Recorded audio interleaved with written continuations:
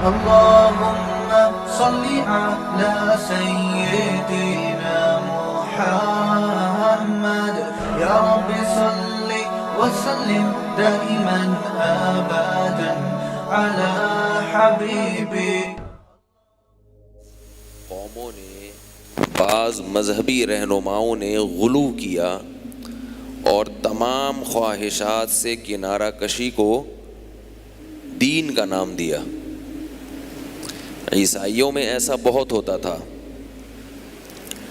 کہ تمام خواہشات کو چھوڑ کے جنگل میں نکل جاتے تھے، سب سے کنارہ کشی اختیار کرتے تھے.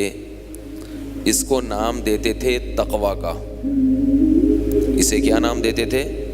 تقویٰ. بس دنیا سے بے رغبتی ہر چیز میں. اسلام میں تقوی کا یہ مفہوم نہیں ہے. اسلام میں تقوی کا یہ مطلب نہیں ہے. تقویٰ کا مطلب ہے ان چیزوں سے بچنا جن چیزوں سے بچنے کا اللہ نے حکم دیا ہے. بات آ رہی ہے سمجھ میں؟ ہر چیز سے بچنا ضروری نہیں، بلکہ عجیب بات یہ ہے کہ بعض خواہشات ایسی ہیں کہ ان کی تکمیل کر لینا عبادت ہے. ان خواہشات سے اپنے آپ کو دور رکھنا یہ تقوی کے منافی ہے. ہر خواہش سے اجتناب کرنا یہ تقوی نہیں ہے. اور بلکہ اس کے برعکس ہے کہ بعض خواہشات ایسی ہیں کہ ان کی تکمیل کر لینا کیا ہے؟ تقوی ہے. دیکھو، افطار کے وقت آپ کا افطاری کرنے کا دل چاہتا ہے کہ نہیں چاہتا؟ تو تقوی کا تقاضا کیا ہے کہ اس دل کی چاہت پر آپ عمل کریں یا بچیں. بول لیں گے نا تو بات فائدہ ہوگا بہت انشاءاللہ. بولنے کا دل تو نہیں چاہتا، لیکن تقوی یہ ہے کہ بول لیں. بعض دفعہ خواہشات کے خلاف چلنا تقوی ہے. اصل میں تو تقوی کے جو میننگ ہے ڈکشنری میں بچنا، بچا وہاں جاتا ہے جہاں دل چاہ رہا ہو جانے کا. دل ہی نہیں چاہ رہا تو پھر بچنا یہ تقوی بھی نہیں ہے، کیونکہ اس کو بچنا کہتے ہی نہیں ہے. اس کو بچنا کہتے ہی نہیں ہے. آپ کا دل ہی نہیں چاہ رہا ہے چوری کرنے کا، کیونکہ وہاں پولیس بیٹھی ہوئی ہے. آپ کو پتہ ہے کہ اگر میں نے یہاں جیب کاٹنے کی کوشش کی ایس ایچ او صاحب کی جیب سے تو میری خیر نہیں ہے. وہاں آپ کا دل ہی نہیں چاہ رہا چوری کرنے کا. تو یہاں چوری سے بچنا تقوی نہیں کہلائے گا، کیونکہ یہ بچنا ہی نہیں ہے نا. اندھا نابینا وہ بد نظری کر ہی نہیں سکتا. اب وہ کہے کہ مجھ میں تقوی بہت ہے کیونکہ میں بد نظری نہیں کرتا، بد نظری سے بچتا ہوں. ہم کہیں گے آپ بد نظری نہیں کرتے، یہ بات تو درست ہے، مگر بد نظری سے بچتے ہیں یہ بات درست نہیں ہے. کیونکہ بچتا وہ ہے، بچا وہاں جاتا ہے جہاں اس کا تصور ہو، امکان ہو. تقوی کی جو دوسری ڈیفینیشن ہے نا، اس کو ہم آسان زبان میں بریک لگانا بھی کہہ سکتے ہیں. تو بریک کھڑی ہوئی گاڑی کو نہیں لگتی، چلتی ہوئی گاڑی کو لگتی ہے. گاڑی کھڑی ہوئی ہے، آپ کہیں اس کو بریک لگاؤ تو ڈرائیور کہے گا اس کو بریک لگانے کی ضرورت نہیں، سوائے بریک شو کے خراب ہونے کے کچھ بھی چیز حاصل نہیں ہوگی. ایکسیلریٹر پہ پاؤں ہو اور گاڑی چل رہی ہو، جب ایکسیلریٹر پہ پاؤں ہوتا ہے گاڑی ایک سمت میں جا رہی ہوتی ہے، اس کا دل چاہ رہا ہوتا ہے گاڑی کا کہ میں ادھر کو جاؤں. آپ بریک لگا کے گاڑی کی خواہشات کو ذبح کر دیتے ہیں. صحیح ہے نا؟ تبھی تو وہ بریک شو جو ہیں وہ ٹائر سے آگے لگتے ہیں اور رگڑ کھا کے اس کو روکتے ہیں. تو تقوی کا مطلب خوب اچھی طرح سمجھیں. لغت میں تقوی بچنے کو کہتے ہیں، اور بچا بچنے کا لفظ وہاں استعمال ہوتا ہے جہاں کرنے کا تصور ہو، دل چاہ رہا ہو کرنے کا. ہمارے نفس کا جو ایکسیلریٹر ہے ہمارا اس پہ پاؤں ہو اور نفس کی گاڑی اس طرف بھاگ رہی ہو. پھر آپ کیا کریں؟ اپنا دوسرا پاؤں بریک پہ لگا دیں. اور یہ بڑا ہی مشکل کام ہے، اس سے بریک شو گھستے بھی ہیں، آئل چینج کرنا پڑتا ہے بار بار. لیکن عجیب بات ہے کہ بعض دفعہ خواہشات کے پورا کرنے کو بھی شریعت کیا کہہ دیتی ہے؟ تقویٰ. حالانکہ تقوی کی لغوی ڈیفینیشن کے یہ خلاف ہے. مثال کے طور پر افطاری کے وقت آپ کا دل چاہ رہا ہے کھانا کھانے کا، پکوڑے کھانے کا، سموسے کھانے کا. دل چاہتا ہے کہ نہیں چاہتا؟ بھائی جس کا دل نہیں چاہتا تو وہ اگلے جمعے کم از کم بیان سننے نہ آئے، کیونکہ ہم نے یہ نارمل لوگوں کے لیے رکھا ہے یہ پروگرام جو ہے نا. افطاری کے وقت ہر شخص کا دل چاہتا ہے کھائے. اب ایسی صورت میں لغت کے اعتبار سے تقویٰ کیا ہے؟ ڈکشنری کے اعتبار سے تقویٰ کیا ہے؟ کہ مت کھاؤ. لیکن شریعت کیا کہتی ہے؟ کہ کھا لو. تو پتہ یہ چلا کہ لغت میں جو تقوی کی ڈیفینیشن ہے اور شریعت میں جو تقوی کی ڈیفینیشن ہے اس میں تھوڑا سا فرق ہے. لغت میں تو کہیں گے بچنا، چاہے اچھے کام سے بچنا ہو برے کام سے، وہ جہاں بھی بچیں گے بریک لگائیں گے بس وہ تقویٰ ہے. شریعت میں کہتے ہیں بچنا بشرطے کہ شریعت نے بچنے کا حکم دیا ہو، اور اگر شریعت نے کرنے کا حکم دیا تو وہ کرنا تقویٰ ہے، گو کہ وہاں بچا نہیں جا رہا. یہ جو قرآن کے الفاظ ہیں نا آج کل کے جو جدید، میں آؤں گا نہیں جدید پروفیسروں کی پھر ایسی کی تیسی کرنا شروع کر دیتا ہوں میں، یہ لوگ ان الفاظ سے نا بہت گھماتے ہیں، الفاظ کے بکھیڑوں میں ڈال کے نا بہت گھماتے ہیں، ادھر کا ادھر ادھر کا ادھر. جیسے ابھی ایک ہمارے جدید پروفیسر ہیں جن کے پیچھے میں بہت پڑا ہوا ہوں، وہ کیا کہتے ہیں کہ عیسیٰ علیہ السلام زندہ نہیں ہے. اس پہ انہوں نے ایک قرآن کی آیت سے استدلال کیا ہے، اذ قال اللہ یا عیسیٰ انی متوفیک ورافعک الی. اللہ نے حضرت عیسیٰ سے کہا کہ میں تمہیں وفات دینے والا ہوں اور اپنی طرف اٹھانے والا ہوں. تو انہوں نے کہا دیکھو وفات کا مطلب کیا ہوتا ہے؟ مر جانا. کہتے ہیں نا وہ فلاں کی وفات ہو گئی، متوفا. تو یہ لفظ سے دھوکہ ہے. قرآن میں موت کے لیے جو صریح لفظ استعمال ہوا ہے وہ موت استعمال ہوا ہے. یمیتکم، تمہیں موت دے گا، امیتک، تجھے موت دینے والا ہوں. انک میت وانہم میتون، اے نبی آپ پر بھی موت آئے گی اور ان لوگوں پر بھی موت آئے گی. ثم یمیتکم، اللہ تمہیں موت دیتا ہے. ثم یحییکم، اللہ تمہیں زندہ کرتا ہے. توفا کا اصل مطلب موت دینا ہے ہی نہیں. یہیں سے کہاں گڑبڑ شروع کر دی، ڈنڈی مارنا شروع کر دی پروفیسر صاحب نے لمس یونیورسٹی کے. انی متوفی کا، میں تجھے وفات دینے والا ہوں. اب وفات کا مطلب سمجھیں عربی میں کیا ہے. اردو میں آپ نے یہ لفظ سنا ہے وفا ہے بھائی. وفا کسے کہتے ہیں؟ چکانا، پورا پورا بدلہ چکانا. توفا وصول کرنا.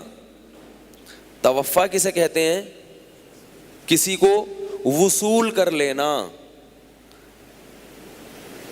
ایک ہوتا ہے جیسے کروما، اس کا مطلب ہے عزت دار ہونا. اکرما، عزت دینا. تو عربی میں نا الفاظ کی چینجنگ سے اس طرح سے معنی میں چینجنگ پیدا ہوتی ہے.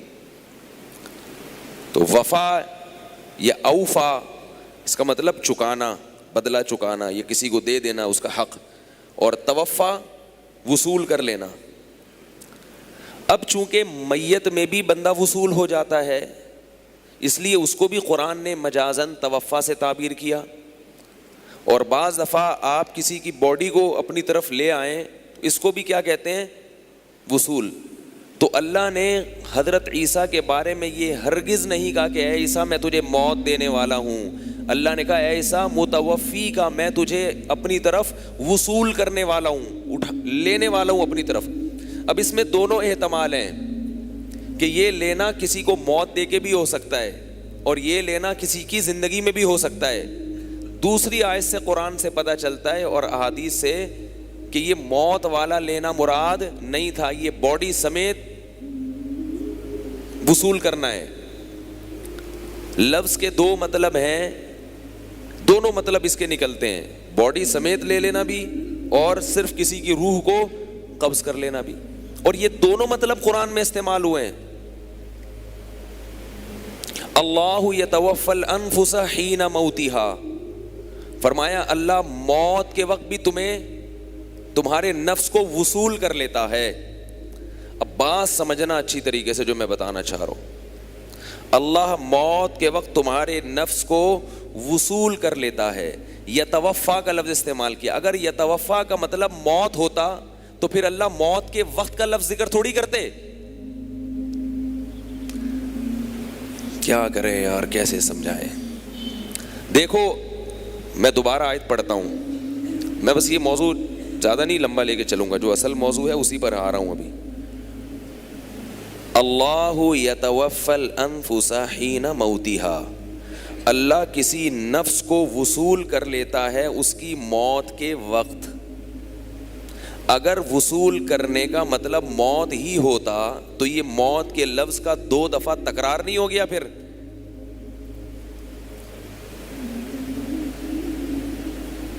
ہے بھائی؟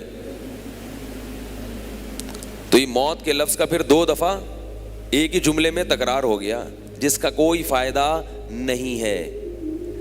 تو پتہ چلا یتوفا کا مطلب الگ ہے، موت کا مطلب الگ ہے۔ اللہ بتا رہے ہیں موت کے وقت ہم تمہارے نفس کو وصول کر لیتے ہیں۔ نفس سے مراد ہے روح، یعنی ہم کیا کرتے ہیں، بندے کو وصول کر لیتے ہیں۔ پتہ چلا موت ایک الگ چیز ہے، وصولی ایک الگ چیز ہے۔ وہ الگ بات ہے کبھی وصولی سے پورا بندہ لے لیا تو موت ہی مراد ہوتی ہے، صرف روح لے لی، صرف روح لے لی تو موت مراد ہوتی ہے، پورا بندہ وصول کر لیا تو موت مراد نہیں ہے۔ کیونکہ قرآن مجید میں صاف لفظوں میں اللہ نے کہا وما قتلوہ وما صلبوہ، کہ یہودیوں نے عیسیٰ ابن مریم کو قتل نہیں کیا، سولی پر نہیں لٹکایا، ولیکن شبہ لہم، معاملہ مشتبہ ہو گیا ان کے اوپر، بل رفعہ اللہ الیہ، اے اللہ پھر ہوا کیا ہے جب نہ قتل کیا نہ سولی پہ لٹکایا؟ اللہ کہہ رہے ہیں بلکہ بات یہ ہے کہ اللہ نے ان کو اپنی طرف اٹھا لیا۔ اس سے زیادہ بھی کوئی واضح آیت ہو سکتی ہے حضرت عیسیٰ کے آسمان پہ جانے کے؟ اور غامدی صاحب یہ کہتے ہیں کہ قرآن میں کہیں بھی اس کا تذکرہ نہیں ملتا، لفظی ترجمہ بھی نہیں پتا بیچارے کو۔ وہ کہتے ہیں رفع جو ہے نا، رفع اس کا مطلب ہے کہ بعض لوگ یہ کہتے ہیں کہ اس کا مطلب ہے اللہ نے اونچا مقام دے دیا۔ تو اللہ نے اونچا مقام دینا ہوتا تو اللہ پہلے قتل کی نفی کر رہے ہیں، پھر اللہ یہ بھی نفی کر رہے ہیں کہ سولی پہ بھی نہیں لٹکایا، پھر کہہ رہے ہیں کہ سوال پیدا تھا ہوا کیا ہے؟ اللہ کہہ رہے ہیں کیا ہوا ہے، اٹھا لیا میں نے اپنی طرف۔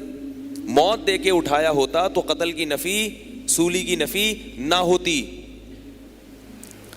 نہیں یاری میرا خیال ہے بات۔ دوسری بات یہ ہے کہ یہ جو استدلال کیا جاتا ہے اذ قال اللہ یا عیسیٰ، جب اللہ نے کہا کہ اے عیسیٰ انی متوفی کا، میں تجھے وصول کر لوں گا، میں تجھے وصول کر لوں گا، اس آیت کو کس سیاق و سباق میں ذکر کیا جا رہا ہے؟ یہودی حضرت عیسیٰ کو قتل کی دھمکیاں دے رہے تھے، اللہ نے کہا کہ میں تمہیں اپنی طرف وصول کر لوں گا، ورافعک الیہ، اپنی طرف اٹھا لوں گا، ومطہرک من الذین کفروا، اور کافروں سے پاک کر دوں گا، بچا لوں گا۔ تو اگر موت دے کے اپنی طرف اٹھانا تھا تو یہ جملہ تسلی کا ہوا؟ پھر بھائی ایک بندہ آپ کے پاس آیا، اس کے قریب کوئی دوسرا آیا اس کو قتل کرنے کے لیے، آپ کہہ رہے ہیں بے فکر رہے، بے فکر رہ، میں تجھے اپنی طرف بلا لوں گا اور تجھے ان سے بچا لوں گا۔ آپ کہتے ہو کیسے بچا لو گے؟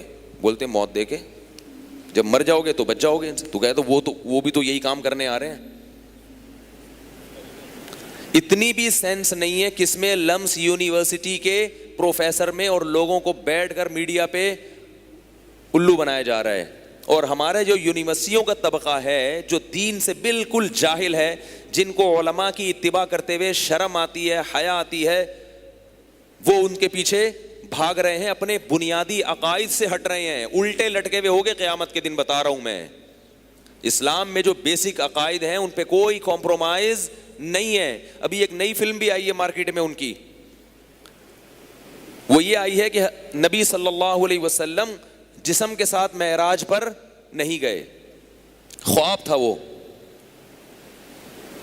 اور اس کے لیے انہوں نے قرآن کا لفظ پکڑا ہے وما جعلنا الرؤیا التی, کہتے ہیں رؤیا خواب کو کہتے ہیں, رؤیا خواب کو بھی کہتے ہیں. رؤیا کے لغوی معنی خواب نہیں ہے, رؤیت دیکھنے کو کہتے ہیں, دیکھنے کو. یہ ہے نہیں رؤیت ہلال کمیٹی, ہلال دیکھنے کی کمیٹی. رؤیت کسے کہتے ہیں؟ دیکھنے کو, جس کا اطلاق مطلق دیکھنے پر بھی ہوتا ہے اور خواب پر بھی ہوتا ہے. اب یہاں خواب مراد ہے یا حقیقت میں دیکھنا مراد ہے؟ تو یہ قرآن سے ہی ہمیں پتہ چل جاتا ہے. دو آیتیں اس وقت سرسری, میں نے یعنی سرسری طور پر دو آیتیں آپ غور کریں گے نا, میں اس لیے کہہ رہا ہوں کہ سرسری غور سے ہی بہت سی چیزیں سمجھ میں آ جاتی ہیں, اور محترم مطالعہ کر کے بھی غلط باتیں کر رہے ہوتے ہیں. علم کا یہ حال ہے. اس سے معلوم ہوتا ہے کہ محترم کے پاس مطالعے کی کمی نہیں ہے, جان بوجھ کر ایک سازش کے تحت ان کو میڈیا پہ بٹھایا گیا ہے تاکہ صدیوں سے جو چیزیں مسلمانوں میں اتفاقی چلی آ رہی ہیں, جن میں کبھی دو رائے نہیں ہوئی, ان آراء میں اختلاف ڈالا جائے. یا اگر کوئی ضعیف قول کسی فقیہ نے کہہ دیا, مفسر نے کہہ دیا, جس کو امت نے مسترد کر دیا تھا, اس کو دوبارہ اٹھا کے امت میں فتنہ برپا کیا جائے. تو یہ جو قرآن نے کہا کہ نبی ہم نے آپ کو جو رؤیا دکھایا, یعنی جو چیز ہم نے آپ کو دکھائی, یعنی معراج, تو اس رؤیا کے لفظ سے وہ کیا کہتے ہیں کہ یہ کیا ہے؟ خواب ہے. نبی صلی اللہ علیہ وسلم حقیقت میں آسمان پہ نہیں گئے, بلکہ کیا آیا تھا؟ خواب آیا تھا. تو اللہ نے اس کو کیا کہا ہے؟ فتنۃ للناس, ہم نے اسے لوگوں کے لیے آزمائش بنا دیا. آزمائش کیا؟ کچھ سن کے ایمان لائیں گے اور کچھ سن کے انکار کر دیں گے کہ یہ ہماری سمجھ میں نہیں آتا. خواب آزمائش بن سکتا ہے؟ نبی اگر بتاتے ہیں مجھے خواب آیا, تو کہتے خواب تو کسی کو بھی آ سکتا ہے بھائی. خواب تو مصر کو بڑا زبردست آ گیا تھا, خواب تو فرعون کو بھی آیا تھا کہ میری سلطنت میں ایک بچہ پیدا ہونے والا ہے جو میری سلطنت کو الٹ دے گا, اور سچا خواب تھا وہ. نہیں یاری میرے خیال ہے. تو یہ خواب نہیں تھا. اگر خواب ہوتا تو اللہ اس کو اتنی بڑی آزمائش بولو نہ بتاتے. دوسری بات یہ, سورہ بنی اسرائیل جہاں سے شروع ہو رہی ہے, سبحان الذی اسری بعبدہ لیلا من المسجد الحرام الی المسجد الاقصی, پاک ہے وہ ذات ہر عیب سے جو اپنے عبد کو, اپنے بندے کو, لیلن رات کے تھوڑے سے حصے میں, پوری رات نہیں, اللیل نہیں ہے, اللیل ہوتا تو پوری رات, لیلن تنوین ہے. جو گرامر جانتے ہیں خوب سمجھتے ہیں کہ لیلن کا مطلب رات کا تھوڑا سا حصہ. پاک ہے وہ ذات ہر عیب سے جو اپنے بندے کو رات کے تھوڑے سے حصے میں مسجد حرام سے مسجد اقصی کی طرف لے گیا. یہاں اللہ کیا بیان کر رہے ہیں؟ اپنی طاقت اور قدرت. جب بھی کوئی عجیب واقعہ ہوتا ہے ہم کیا کہتے ہیں؟ سبحان اللہ. نہیں آئی بات. خواب میں آپ راکٹ میں بھی بیٹھ جائیں نا, پوری دنیا کی سیر کر لیں, صبح اٹھ کے آپ کہیں گے نا میں نے خواب میں آج دیکھا میں چاند پہ ہوں, آپ نہیں کہیں گے سبحان اللہ, یہ نہیں کہیں گے, آپ بولیں گے بھائی اس سے کیا, خواب میں تو پتہ نہیں کہا. اور اگر وہ یہ کہتا ہے کہ میں حقیقت میں چاند سے ہو کے آیا ہوں, اوکے سبحان اللہ, یا تو تم جھوٹ بول رہے ہو یا پھر کیا بھائی, سبحان اللہ. تو اللہ کہاں سے کلام کی ابتدا کر رہے ہیں؟ سبحان الذی, ہر عیب سے پاک ہے, یعنی اپنی طاقت اور قدرت بتا رہے ہیں. طاقت اور قدرت, کہ میری اتنی بڑی قدرت اور طاقت ہے کہ اپنے بندے کو میں رات کے تھوڑے سے حصے میں مسجد حرام سے مسجد اقصی کی طرف لے کر گیا. اور رات کا تھوڑا سا حصہ اپنی طاقت اور قوت کو سمجھانے کے لیے. خواب کے لیے یہ بتانا ضروری نہیں ہے کہ رات کے تھوڑے سے حصے میں نے یہ کیا. خواب میں رات کے تھوڑے سے حصے میں ہو یا ساری رات ہو, اس سے کوئی فرق نہیں پڑھتا. اللہ بتا رہے ہیں کہ پوری رات بھی نہیں, رات کے تھوڑے سے حصے میں اپنے پیغمبر کو کہاں لے کر گیا ہوں؟ مسجد حرام تک. سمجھ رہے ہو بات کو کہ نہیں سمجھ رہے؟ اب آپ اس پہ کہہ سکتے ہیں کہ ممکن ہے کوئی نئی فلم آئے مارکیٹ میں اور وہ کہے کہ بھئی یہاں سے وہاں تک تو قرآن سے جانا ثابت ہے, آسمانوں پہ جانا قرآن سے ثابت. بھئی مسجد حرام سے مسجد اقصیٰ تک تو جانا مان لیا, باقی خواب تھا. تو اللہ کے بندو کہ جو اللہ رات کے سیکنڈ کے اتنے سے حصے میں اتنا لمبا سفر محمد صلی اللہ علیہ وسلم کو کرا سکتے ہیں, ان کو پھر آگے لے جانے کے لیے خواب دکھانے کی کیا ضرورت ہے؟ اور یہ واقعہ ایک ہی رات میں ہوا ہے, تو یہ عجیب بات ہے کہ آدھا کام تو پوری باڈی کے ساتھ ہو رہا ہے, باقی آدھا کیا ہو رہا ہے؟ بھئی اللہ جب اپنے بندے کا اکرام کر رہے ہیں تو یا تو پورا اکرام خواب کے ذریعے کریں یا پورا اکرام جاگتی حالت میں. اس کی مثال ہے, آپ نے کسی مہمان کو بلایا, اس کے سامنے خوب بہترین چیزیں رکھی, اب کھایا اس نے, آخر میں وہ کہہ رہا ہے یار میٹھا کہاں ہے؟ بھئی آپ نے میرا اکرام کر دیا, مرغا بھی کھلا دیا, بریانی بھی کھلا دی, قورمہ بھی کھلا دیا, کولڈ ڈرنک بھی ہو گئی, میٹھا رہ گیا. تو آپ کہتے ہیں اب سو جاؤ, میٹھا خواب میں کھلائیں گے ہم تمہیں. تو کہہ گئے پھر باقی یہ چیزیں بھی خواب میں ہی کر دیتے, باقی چیزیں بھی خواب میں کرتے. اگر تمہیں اتنا کنٹرول ہے تو یہ عجیب بات ہے کہ رات کے آخری حصے میں اللہ کہہ رہے اپنے بندے کو میں لے کر گیا. یہاں کہیں بھی نہیں کہ خواب میں لے کر گیا ہوں. سبحان الذی اسری بعبدہ لیلا من المسجد الحرام الی المسجد الاقصی الذی بارکنا حولہ لنریہ من آیاتنا, تاکہ ہم اپنے بندے کو اپنی بڑی بڑی نشانیاں دکھائیں. تو بھائی یہ سمجھ میں آنے والی چیزیں نہیں ہیں مارکیٹ میں جو آ رہی ہیں نا آج کل. یوٹیوب پہ ہر بندہ بیٹھا ہوا ہے, فیس بک پہ کوئی بھی اپنی بس ویڈیو آڈیو کلپ بنا کے لوگ پھینک رہے ہیں. ہاتھ جوڑ کے کہتا ہوں مجھے کوئی مسلک پرستی کا شوق نہیں ہے, نہ مجھے کوئی تعصب ہے. مذاہب اربعہ کے کو جب تک فالو کرتے رہو گے ان چاروں اماموں کو, اس وقت تک خیر میں رہو گے. زیادہ زیادہ اگر غلطی ہوگی تو ایک اجتہادی خطا ہوگی جس میں کسی بڑے مجتہد کا قول ہوگا.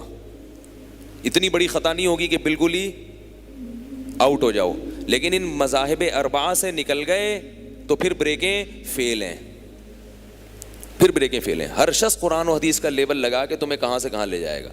تو جب بھی کوئی آیا کرے نا تو آپ اس سے پوچھو ان چاروں ائمہ میں سے کسی کا اس پہ قول ہے, فتویٰ ہے. اگر وہ کہے نہیں ہے تو آپ بولو بھائی ان کی عقل آپ کی عقل سے زیادہ تھی.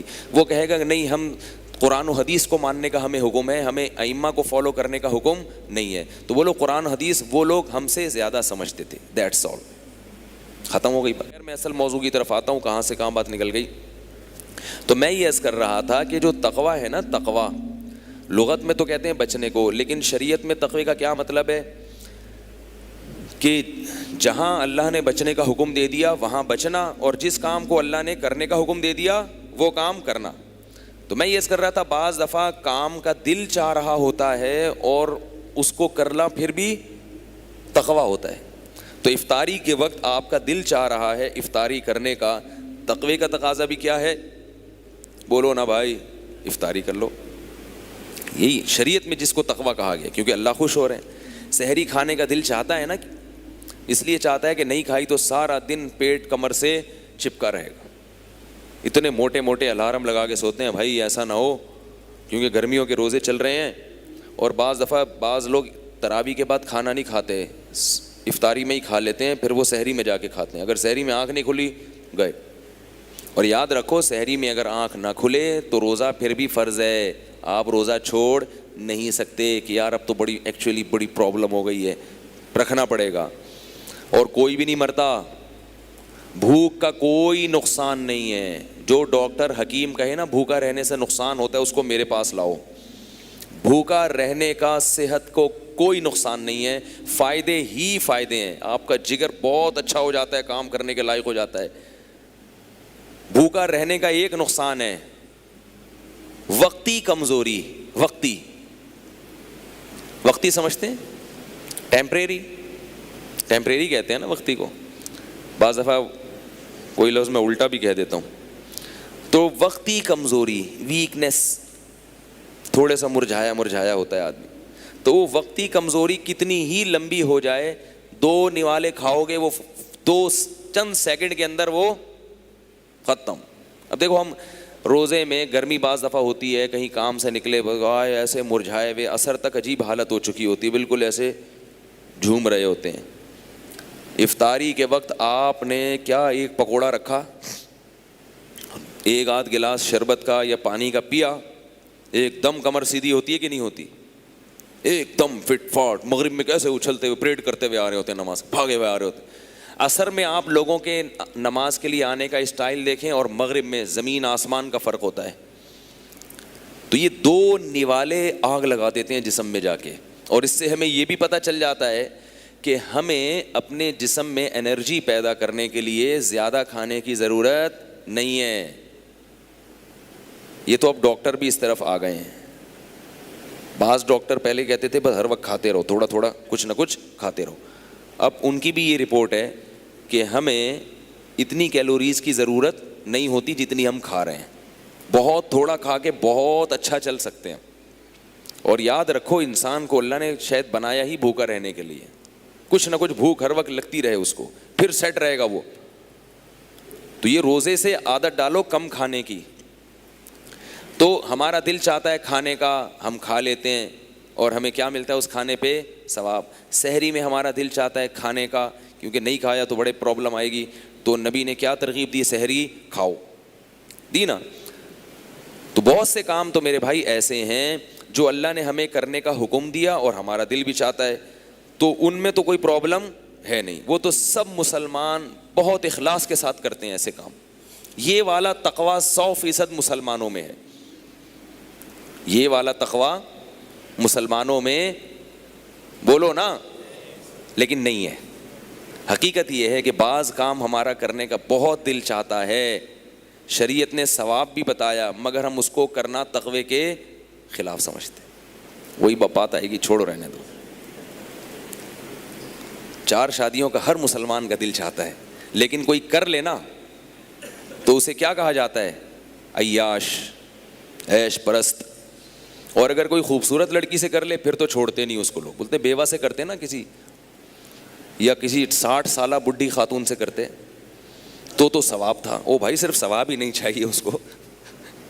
سمجھ رہے ہو بات؟ ایک صاحب میرے پاس آئے, نوجوان تھا, 25-26 سال عمر تھی, تو اس کے لیے رشتہ آیا 55 سال کی خاتون کا. تو وہ نکاح کا پروگرام بنا لیا انہوں نے. میں نے کہا آپ کیوں کر رہے ہیں 55؟ آپ کی عمر 25 سال ہے. 55 کہہ رہے سنت ہے. کیا کہہ رہے ہیں؟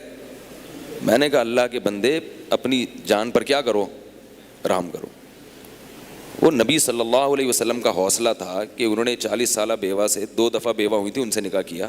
میں نے کہا اگر آپ نے ایک اور کرنی ہے تو پھر تو ٹھیک ہے, اس سے کر لو. ایک رہے گی ثواب کے لیے, ایک اپنی خواہش کے لیے تاکہ حرام سے بچو. اور اگر ایک ہی کرنی ہے تو پھر یہ مطلب شکر ہے مجھ سے مشورہ لے لیا انہوں نے, کیونکہ جب وہ 55 سال کی خاتون سے نکاح کرتے 25 سال کا جوان آدمی تو تھوڑے 5 سال میں وہ 55 کا ہو جاتا. لوگ کہتے کہ آپ شناختی کارڈ میں 30 کے ہیں, ویسے کتنے کے ہیں؟ ٹھیک ہے, مر جاؤ گے. میں نے کہا اور پھر محبت نہیں ہوگی اس سے تو اس کے حقوق کیسے ادا کرو گے؟ تو یہ مطلب نہیں ہوتا تقوی کا, ٹھیک ہے نا. نکاح میں تو اللہ نے فرمایا فَانْكِحُوا مَا طَابَ لَكُمْ, جو تمہیں پسند آئے ان سے نکاح کرو. تو پسند آ رہی ہے تو ٹھیک ہے, چاہے 55 کی کیا 60 کی بھی ہو, اگر پسند آ رہی ہے. پسند نہیں آ رہی تو پھر یہ سوچو کہ میں کیوں کر رہا ہوں. اگر ثواب کے لیے کر رہا ہوں تو بھائی ثواب کے علاوہ بھی نکاح سے بہت ساری چیزیں مقصود ہوتی ہیں. اولاد بھی چاہیے ہوتی ہے. 55 سال والی کی اولاد تو نہیں ہوگی نا, پھر کیا کرو گے مستقبل میں جب اولاد نہیں ہوگی؟ بڑھاپا کیسے گزارو گے؟ اور اولاد کے بھی بڑے فضائل ہیں. دوسرا, اپنے آپ کو حرام خواہش سے کیسے بچاؤ گے؟ بازار میں نکلو گے ہر طرح کی چیزیں نظر آئیں گی, تو بیوی کے پاس آؤ گے تو کیا بولو گے؟ بھائی یہ یار وہ جو ہے نا, نہیں دل پھر مائل نہیں ہوگا, گناہوں میں پڑ جاؤ گے. ایسا ہوا ہے, بہت سے لوگ کرتے ہیں ایسے. تو شکر ہے مشورہ لے لیا تھا. تو حلال چیز جو ہے نا, بعض دفعہ کسی کام کا دل بھی چاہتا ہے اور اللہ کہہ بھی رہے تھے کر لو. اب کیا ہے کہ آپ کو میں 2 ٹوک باتیں کرنے کا عادی ہوں, اگر آپ ناراض نہ ہو. آپ کو آفس میں کوئی لڑکی پسند آ رہی ہے, اس سے آنکھ مٹک کے مت کرو, اس سے شادی کر لو. بعض لوگ یہ کہتے ہیں کہ وہ تو لڑکیاں پسند آتی ہیں تو یہ تو حرام خواہش پیدا ہوتی ہے, تو حرام خواہش پوری کرنے کے لیے شادیاں رچائی جا رہی ہیں. تو بھائی جب اس سے نکاح کر لیا تو وہ حرام نہیں رہی نا. دیکھو اگر تمہیں کوئی پسند آئے گی آفس میں, اگر تم شادی نہیں کرو گے تو وہ کیا کرو گے, پھر اس سے تم دوستیاں کرو گے. اگر تم نہیں کرو گے تو کوئی اور کر دے گا, کیونکہ تمہیں پسند آ رہی ہے, اس کا مطلب اٹریکشن ہے اس میں, تو کوئی اور گناہ کرے گا. تو تم اگر اس سے شادی کر لو گے تو تمہاری حلال خواہش بھی پوری, تم بھی گناہ سے بچ گئے, اس لڑکی کو بھی گناہ سے بچا لیا, اور کسی اور شخص کو بھی گناہ سے بچا لیا کہ اگر تم نکاح نہ کرتے تو وہ دوستیوں میں پڑ جاتا. تو فائدے ہی فائدے ہیں کہ نہیں ہیں؟ اب اتنی کامن سینس کی باتیں ہیں لیکن پبلک کی سمجھ میں نہیں آتی ہیں. تو کوئی بات نہیں, جیسے چل رہے ہیں چلتے رہیں. تو تقویٰ کسے کہتے ہیں؟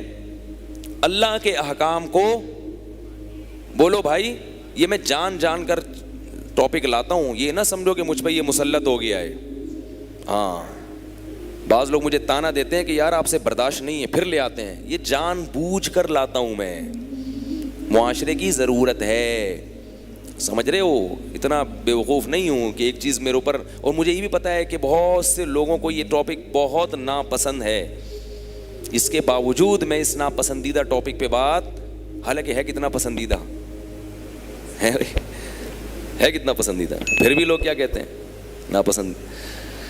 تو وہ ایک ہمارے دوست ہیں یو کے میں, وہ ان کی کوئی کولیگ تھی, تو وہ میرے پاس فون آتے تھے, یار یہ مسئلہ ہے یار یہ. میں نے کہا بھائی شادی کر لے یار. کہنے فلپینی ہے, میں کہاں سے شادی کروں گا اس سے. میں نے کہا مسلمان کرنے میں کتنا ٹائم لگتا ہے, تو مسلمان کیا, شادی ہو گئی, 3-4 سال ہو گئے. دیکھو گناہ سے اس کو بھی بچا لیا, خود بھی بچ گئے, تو اس میں کیا جا رہا ہے؟ نہیں کرو گے تو وہ بھی گناہ میں مبتلا ہوگی, کسی دوسرے مسلمان کو بھی خراب کرے گی. تو بعض چیزیں ایسی ہیں کہ ہمارا دل اولاد سے محبت کا دل چاہتا ہے کہ نہیں چاہتا, تو شریعت نے روکا ہے ہمیں اس سے. بیوی سے محبت کا دل چاہتا ہے کہ نہیں چاہتا, تو شریعت نے روکا ہے اور عبادت قرار دے دیا. ماں باپ سے محبت عبادت. پیسے کمانے کا دل چاہتا ہے کہ نہیں چاہتا, تو اللہ نے کہا کماؤ بھائی, نہیں کماؤ گے تو کیا ہوگا, بھیک مانگو گے, لوگوں کے سامنے ہاتھ پھیلاؤ گے. مشرکین مکہ جب حج کرنے جاتے تھے تو زیادہ راہ نہیں لے کے جاتے تھے, کہتے تھے ہم اللہ کے گھر جا رہے ہیں, اللہ پہ توکل کر کے جائیں گے, اللہ کھلائے گا, اللہ پلائے گا. پھر جب چوڑے میں آتے تھے نا تو بھیک مانگنا شروع کرتے تھے وہاں جا کے. تو اللہ نے فرمایا وَتَزَوَّدُوا, جب حج کرنے جاؤ زاد راہ لے کے جاؤ, فَإِنَّ خَيْرَ الزَّادِ التَّقْوَىٰ, اس لیے کہ سب سے بہترین ذات تقویٰ ہے. کیا مطلب؟ وہاں جا کے لوگوں کے سامنے ہاتھ پھیلانے کا گناہ, اس سے بچنا سب سے بہترین زاد راہ ہے. تو اللہ کو یہ پسند نہیں ہے کہ لوگوں کے سامنے ہاتھ پھیلاؤ. تو کوئی اس نیت سے کماتا ہے کہ میں کسی کے سامنے ہاتھ نہ پھیلاؤں, یہ بہت بڑی نیکی ہے. رمضان میں نا پتہ ہوتا ہے کہ میرے پاس لوگ زکوٰۃ اور صدقات کی کچھ رقمیں بھیجتے ہیں غریبوں کو دینے کے لیے. بہت سارے آرٹیفیشل غریبوں کا میرے پاس رمضان میں رش ہوتا ہے, اور میں چہرہ دیکھ کے اندازہ لگا لیتا ہوں کہ یہ کتنی بڑی فلم ہے. ایسی کہانیاں گھڑتے ہیں آ کے, مولوی صاحب ایکچولی بات اصل میں یہ ہے کہ میں تو مانگتا ہی نہیں, ہمارے تو باپ نے, یعنی سارے پورے وہی الفاظ نہیں ہیں, تھوڑا سا میں اپنا بھی مسالہ لگا رہا ہوں, لیکن اسٹائل یہی ہوتا ہے اسی قسم کا کہ ہمارے تو ابا نے بھی منع کیا مانگنے سے, ہمارے تو باپ دادا میں رواج ہی نہیں ہے. لیکن مسئلہ کچھ ایسا آ گیا ہے کہ بس وہ اگر میں نے یہ نہیں کیا تو میں ناجائز کی طرف چلا جاؤں گا, اور میں گناہ سے بچنا چاہتا ہوں. ان کو پتہ ہے نا مولوی کی جیب سے کیسے پیسے نکلیں گے. تو کتنا افسوس کی بات ہے نا, کتنے افسوس کی کہ آپ لوگوں کے سامنے بھیک مانگ رہے ہو. اور بھکاریوں کے بارے میں میرا تجربہ ہے کہ کسی کو ایک دفعہ دے دو, موت تک آپ کی جان نہیں چھوڑے گا. ایک مشہور بھکاری ہے ہمارے محلے میں, پہلے میں اس کو میرے پاس آتا تھا, میں اس کو دے دیتا تھا, میں سمجھتا تھا بیچارہ مستحق ہے. کسی نے بتایا کہ یہ میرے پاس بھی آتا ہے, یہ فلاں کے پاس. پہلے میں سمجھتا تھا کہ یہ بھکاری نہیں ہے, یہ تو میرے سے اس خصوصی تعلق ہے, تو اس بیس پر وہ شو بھی یہی کرتا تھا. پتہ چلا کہ محلے میں ہر ایک کے سامنے یہ اس نے یہی شو کیا ہوا ہے کہ میں بھکاری نہیں ہوں, صرف آپ سے خصوصی تعلق کی بیس پر آپ کے سامنے اپنی حاجت رکھ رہا ہوں. تو مخصوص ڈریس ہوتا ہے ان لوگوں کا, پھٹے پرانے کپڑے ہوتے ہیں, چاہے یہ کروڑوں روپے کے بھی مالک بھی ہوں, پھر بھی دھوتی بنیان میں ہی گھومیں گے یہ. تو اللہ نے کیا فرمایا کہ بہترین ذات کیا ہے؟ تقویٰ. تو پیسے کمانے کا دل چاہتا ہے نا, یہ بھی تقویٰ ہے. کماؤ بھائی, اللہ نے کب روکا ہے, لیکن حلال کماؤ. بہت سارے کام ایسے ہیں جو ہمارا دل چاہتا ہے. اچھا بعض چیزیں تقوی میں ایسی بھی ہیں کہ ہمارا دل نہیں چاہتا کہ ہم نہیں کریں. تقویٰ بھی یہی ہے کہ نہیں کرو, لیکن پھر بھی ہم کرتے ہیں. جب میت ہو جائے تو دل چاہتا ہے کہ پیسے اڑائیں, اتنی محنت سے ہم نے جو پیسے کمائے ہیں وہ دیگوں میں اڑا دیں, دل چاہتا ہے؟ کسی کا دل نہیں چاہتا, لیکن ہم پھر بھی اڑاتے ہیں. ہمارا دل نہیں چاہتا کہ ہم پیسے اڑائیں, اللہ بھی کہتے ہیں کہ نہیں اڑاؤ, مگر ہم اپنے نفس کی خواہش کے خلاف چل کے گناہ کر رہے ہوتے ہیں. اللہ کے بندو, کم از کم وہ گناہ تو چھوڑ دو جن کا دل ہی نہیں چاہتا, ٹھیک ہے نا, وہ گناہ تو چھوڑ دو جن کا دل چاہتا ہی نہیں ہے. وہ گناہ کرو جس کا دل چاہتا ہے, سزا تو اس کی بھی ہے لیکن مزہ بھی تو ہے نا. ایک گناہ ہے جس کا دل نہیں چاہ رہا پھر بھی کر رہے ہو, خام خواہ کی ٹھکائی, یہاں بھی ٹھکائی اس لیے کہ دل نہیں چاہ رہا, اور وہاں بھی ٹھکائی. کسی کا دل نہیں چاہتا اپنا پیسہ اڑانے کا, اسراف کرنے کا. پیسہ سب کو عزیز ہوتا ہے اور ہونا بھی چاہیے, اللہ کی بہت بڑی نعمت ہے, اس سے بہت سارے کام بن جاتے ہیں انسان کے, دین اور دنیا دونوں کے کام بنتے ہیں پیسے سے. حکیم الامہ مولانا اشرف علی تھانوی رحمہ اللہ نے لکھا ہے کہ پیسے کو معمولی نعمت نہیں سمجھنا چاہیے, بہت بڑی نعمت ہے. ہاں اگر اللہ نے کسی کو نہیں دیا تو صبر کرے, پھر وہ غربت والی نعمت کو سوچے کہ نبی صلی اللہ علیہ وسلم کو اللہ نے مسکین بنایا تھا, لیکن جب ہے اس کو ضائع. اگر پیسہ کم درجے کی نعمت ہوتا تو اللہ اس کو اڑانے کی اجازت دیتے کہ یہ تو کچھ بھی نہیں ہے, اڑا کے ختم کر دو. اسراف کو اللہ نے کتنا کبیرہ گناہ قرار دیا, کتنا کبیرہ گناہ قرار دیا. تو کسی کا بھی دل نہیں چاہتا فضول اڑائے, مگر پھر بھی نہ چاہتے ہوئے اڑاتے ہیں شادیوں میں, دعوتوں میں, پھر بعد میں خود ہی بیٹھ کے رو رہے ہوتے ہیں, ہائے یہ کیا ہو گیا, ہائے. 2 دن کی خاطر نہ پبلک کو خوش کرنے کے لیے مہندی مایوں, 1 ہفتے کی وہ شادی کی پوری ہوتی ہے, 1 ہفتے پبلک کو خوش کرنے کے لیے اڑا دیتے ہیں. میں ایک صاحب کو جانتا ہوں, 5 سال کے لیے انگلینڈ گئے, بڑی مشکل سے, بے روزگار گھوم رہے تھے یہاں پہ. انہوں نے کہا یار یہاں تو پیسہ نہیں ہے, کہ یو کے نکلو. الٹے سیدھے جعلی والی کاغذات بنا کے کہاں نکل گئے؟ یو کے. 5 سال انہوں نے ہوٹل میں ملازمت کر کے خرکار کی طرح کمایا ہے. حالانکہ یہاں کیا تھے وہ سست, وہاں گئے ہیں تو ہوٹل میں برتن دھو دھو کے, یہاں تو بیوی کے ساتھ مل کے برتن دھوتے ہوئے شرم آتی ہے آدمی کو. نبی صلی اللہ علیہ وسلم کی سنت ہے گھر والوں کے ساتھ کام میں ہاتھ بٹانا, تو یہاں تو شرم آتی ہے, لیکن وہاں جا کے سب کیا کرتے ہیں, جتنے بھی ہمارے مسلمان بھائی ہیں وہ انگریزوں کے برتن دھو رہے ہوتے ہیں. ٹھیک ہے, میں یہ نہیں کہہ رہا ناجائز ہے, اگر بھیک مانگنے سے بہتر ہے بھائی اب کسی کے بھی برتن دھو کے کما لو, بھیک سے بہرحال بہتر ہے. تو وہاں جا کے انہوں نے کمائے, ٹھیک ہے, اچھا کیا, اچھی بات ہے, حلال کمایا. جب واپس آئے ہیں تو اپنی شادی میں سارا اڑا دیا, یہ بتانے کے لیے کہ میں کوئی معمولی آدمی نہیں ہوں, میں کہاں سے آ رہا ہوں, یو کے سے. اس کے بعد ویسے ہی ہو گئے جیسے پہلے تھے. اس کے بعد دوبارہ یو کے بھی نہیں جا سکے, اور پھر تھوڑے دنوں میں ہارٹ اٹیک ہوا, بچ گئے عبرت کے لیے. تو یہ ہو رہا ہے. تو یہ جو اڑایا جا رہا ہے پیسہ, اس پیسے میں کسی کا اڑانے کا دل نہیں کرتا مگر پھر بھی اڑایا جاتا ہے. تو یہ ساری چیزیں تقوی کے منافی ہیں, سمجھ رہے ہو, یہ ساری چیزیں کیا ہیں, تقوی کے منافی. اور اصل بات پتہ ہے کیا ہے, ان تمام چیزوں کے پیچھے دیکھنے میں یہ لگ رہا ہوتا ہے کہ خواہش نہیں ہے, لیکن حقیقت میں خواہش ہوتی ہے. پیسے اڑانے کا کسی کا دل نہیں چاہتا, لیکن جب اڑا رہا ہوتا ہے تو اس وقت چاہ رہا ہوتا ہے. سمجھ رہے ہو, حالانکہ پتہ ہوتا ہے کہ چوڑے میں آنے والا ہوں میں, لیکن پھر بھی جیسے ہیروئن پینے کا کسی کا دل نہیں کرتا, لیکن جب ہیروئن پی رہا ہوتا ہے تو اس وقت دل کر رہا ہوتا ہے. تو سارا معاملہ کہاں کے ختم ہوتا ہے, اپنے نفس کی خواہشات کو لگام دینا. جس شخص میں یہ ملکہ پیدا ہو گیا کہ وہ اپنے نفس پہ قابو کر لے, اپنی خواہشات پہ کنٹرول کر لے, وہ دنیا میں بھی کامیاب اور آخرت میں بھی کامیاب. ہمارے اندر سب سے بڑا عیب جو ہے وہ یہ ہے کہ ہم اپنی خواہشات کو لگام نہیں دے سکتے. ہم کہتے ہیں کہ میرا جو دل چاہے گا میں وہ کروں گا. ہاں بعض دفعہ دل چاہتا ہے, معاشرہ اجازت نہیں دیتا تو معاشرے سے نہیں لڑتے.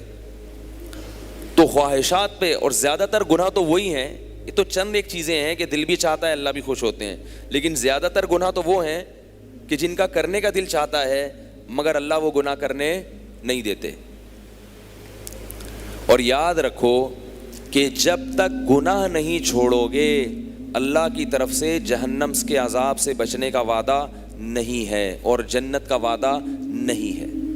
آج لوگ نفلی عبادت پہ بہت زور لگا رہے ہیں, فرائض و واجبات کی طرف توجہ نہیں ہے. عمرے بھی ہو رہے ہیں ماشاءاللہ, ہونے چاہیے بے پردہ ہو کے. خواتین ہم سے پوچھتی ہیں کہ عمرے میں چہرے پر چادر کا لگنا ناجائز ہے, لہذا ہم چہرہ کھول کے جاتے ہیں. جوان لڑکی چہرہ کھول کے جائے گی, اس میں فتنہ ہے یا نہیں ہے؟ یہ عمرہ کرنے جا رہی ہے, یہ مردوں کو فتنے میں مبتلا کرنے جا رہی ہیں. بعض لوگ کہتے ہیں وہاں کا ماحول ایسا ہے, مکہ مدینہ, وہاں اگر لڑکیاں چہرہ کھول کے بھی گھومیں گی تو اس سے کوئی فرق نہیں پڑتا, وہاں کوئی لڑکیوں کو دیکھنے نہیں جاتا, وہاں تو اللہ کے گھر کو دیکھنے جاتے ہیں. خواتین بھی یہ دلیل دیتی ہیں. میں اس کا جواب یہ دیتا ہوں کہ کیا اللہ کے گھر میں مرد نہیں رہتا؟ بولو نا بھائی. کیا مسجد نبوی میں مرد جانے کے بعد آدمی نہیں رہتے, وہ کچھ اور بن جاتے ہیں, مخنث بن جاتے ہیں وہ, ہے بھائی؟ کیا مسجد نبوی میں یا مسجد حرام میں طواف کے دوران آدمی نہیں رہتا؟ کیا طواف کے دوران آپ کو بھوک لگتی ہے؟ اگر کوئی کھجور پیش کرے تو کھا لو گے نا اگر بھوک لگ رہی ہو.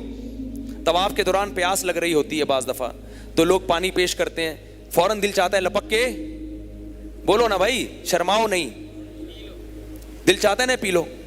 تو یہ کیا بات ہے کہ طواف کے دوران لڑکی نظر آئے گی اور آپ کا دل نہیں چاہے گا, اس کی طرف مائل نہیں ہوگا کیونکہ اللہ کا گھر ہے. تو اللہ کا گھر ہونے سے یہ تھوڑی لازم آتا ہے کہ آپ آدمی نہیں رہا اور عورت نہیں رہی. وہاں کوئی مرد ہینڈسم خوبصورت ہوگا تو عورت بھی اس کی طرف مائل ہوگی, لڑکی خوبصورت ہوگی تو لڑکا بھی اس کی طرف مائل ہوگا. یہ بہت بڑا دماغ میں وسوسہ گھسا ہوا ہے کہ حرم میں اور ان جگہوں میں. بعض لوگ یہ کہتے ہیں کہ حج میں مرد اور عورتوں کا اختلاط کیوں ہوتا ہے. پھر ایک ہمارے یہاں ٹیلی ویژن میں ایک اور بہت بڑی, ان سے بھی بڑی فلم ہے جو مارکیٹ میں آ رہی ہے, ان سے کسی نے پوچھا کہ رمضان میں جو آپ یہ جو کروا رہے ہیں اس میں لڑکے لڑکیوں کو اکٹھا کیا ہوا ہے آپ نے, یہ کیا بے شرمی ہے؟ تو اس نے کہا حج میں بھی تو کیا ہوتے ہیں, لڑکے لڑکیاں مرد عورت اکٹھے ہوتے ہیں. اللہ کے بندو, حج میں اکٹھے اس لیے ہوتے ہیں کہ حج میں ان کو الگ کرنا گورنمنٹ کے لیے ممکن ہے ہی نہیں, ناممکن ہے جو چیز. تو شریعت نے کیا کہا ہے عورت کو؟ تبھی مسجد نبوی میں اکٹھے نہیں ہوتے. مسجد نبوی میں باقاعدہ پردے کا انتظام ہوتا ہے, خواتین بالکل مردوں سے الگ کھڑی ہوتی ہیں, مرد بالکل, ابھی خواتین کا جو اعتکاف ہے کوئی بھی نہیں گھس سکتا اس میں, بالکل سیپریٹ, مردوں کا بالکل الگ ہے. مسجد حرام گول ہے, اس میں سعودی حکومت کوشش کے باوجود عاجز آ چکی ہے. بھائی ممکن نہیں ہے, گول ہے نا, وہ آپ جاؤ تو آپ یہی بھول جاتے ہو تھوڑی دیر میں آیا کدھر سے تھا. جو بار بار عمرہ کرتے ہیں نا ان کو پھر وہاں کے گیٹ اور راستے سمجھ میں آتے ہیں. وہ عجیب سا ایک وہاں پر ماحول ہے, وہ ممکن نہیں ہے. ورنہ یہ بات علماء کئی بار اٹھا چکے ہیں کہ خواتین کے لیے طواف کی جگہ الگ ہونی چاہیے. اور نماز میں شریعت نے کیا کہا ہے کہ خواتین صفوں کے بالکل پیچھے کھڑی ہوں تاکہ مرد اور عورت کا اختلاط نماز میں بھی نہ ہو. ورنہ نماز میں آپ کہہ سکتے ہو کہ میں کوئی لڑکیاں دیکھنے آتا ہوں جو میرے ساتھ کسی خاتون کو نہیں کھڑا ہونے دے, میں تو اللہ کی عبادت کے لیے آیا ہوں. تو شریعت کیا کہے گی, آپ لڑکی دیکھنے آئے ہو یا نہیں آئے, خواتین کہاں کھڑی ہوں گی؟ پیچھے, آپ آگے. اب آپ کو میں تو نماز پڑھنے آیا ہوں, میں ان کو دیکھنے تھوڑی آیا ہوں. شریعت کہے گی آپ ان کو دیکھنے نہیں آئے لیکن آپ ان کو دیکھو گے. ہمیں پتہ ہے آپ نماز پڑھنے آئے ہو, لیکن جب آپ کو کوئی جوان لڑکی نظر آئے گی تو آپ ان کو دیکھو.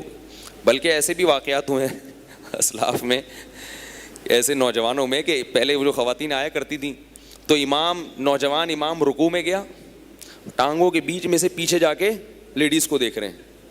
ایسے بھی واقعات ہوئے ہیں. تو بھائی یہ اللہ نے کیا کہا ہے, سسٹم الگ رکھو. تو اب کیا کرتی ہیں خواتین, عمرہ کرنے جا رہی ہیں, عمرہ ہے نفلی اور پردہ ہے فرض. بولو نا, عمرہ نفل ہے, سنت ہے, بہت بڑی عبادت ہے, رمضان میں عمرے کا تو بہت ثواب ہے, لیکن پردہ کیا ہے؟ فرض. پردہ کرنا فرض ہے.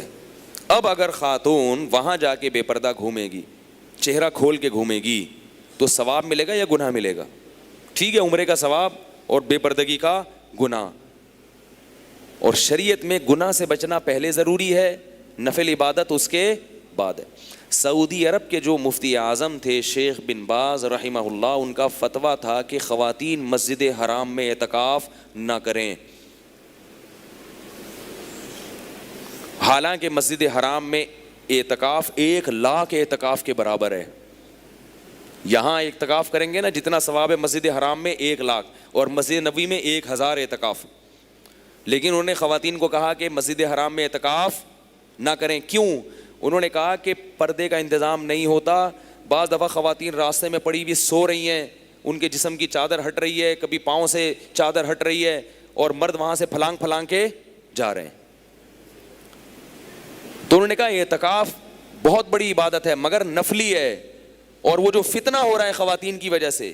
لیکن لوگ یہی کہتے ہیں ہم یہاں عمرہ کرنے آئے ہیں, ان خواتین کو دیکھنے تھوڑی آئے ہیں.